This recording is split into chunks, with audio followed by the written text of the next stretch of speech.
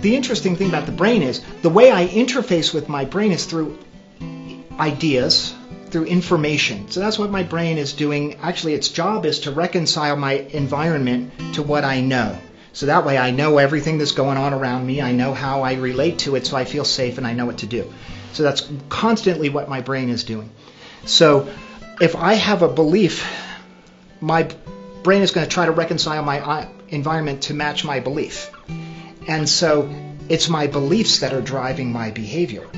And what's interesting is, people that come here come with every possible religion or no religion, every possible point of view, every political affiliation, and to be honest with you, don't care about any of that.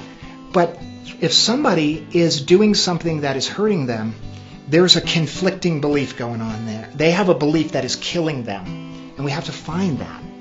So, the brain, we used to think that the brain was this hardwired device, kind of like a computer. There it is. It's all hardwired together. It can't change. But now we find out through the science of neuroplasticity that the brain is malleable. It changes through experience. So actually, you want to change your brain, change what you think about, because thinking and experience is what changes our brain. Because every time I learn or have a new experience, I create neuropathways. And the more I repeat that behavior or that thought, I'm strengthening that neuropathway. And the more I do it, the stronger it gets. So think about practicing an instrument. I go buy a guitar, I get it, and I start, and I'm so awkward. But before too long, I'm getting some chords going, and now I can sing and play the guitar at the same time, and now I can get up on stage and dance and play the guitar and sing at the same time, because my neuropathways are reinforced. So they say that brain cells that fire together begin to wire together. And the more I do it, the easier that information flows down that wire. So what's interesting, they found out about neuroplasticity from people having strokes. So a person would have a stroke, so they get a blood clot or brain damage somewhere. They MRI and say, okay, it's here, and then they say the person loses this skill or that skill or can't talk, whatever happens. So they say, oh, this part of the brain does this, so this part of the brain does that. So they map the brain through strokes. They found out that, let's say a person loses use of their legs, and through the painstaking process of learning to walk again, they do.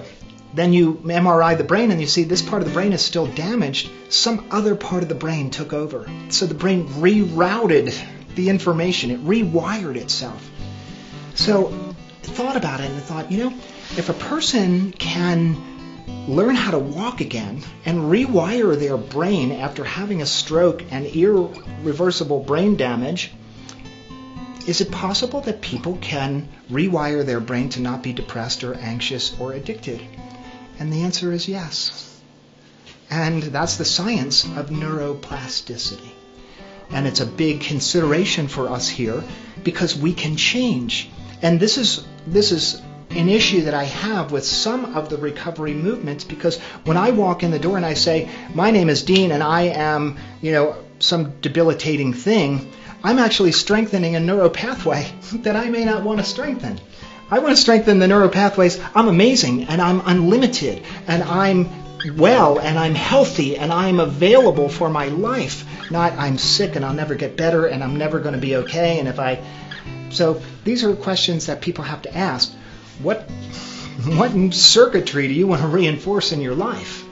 And that also is called learning. So we can learn. The brain can learn to be different.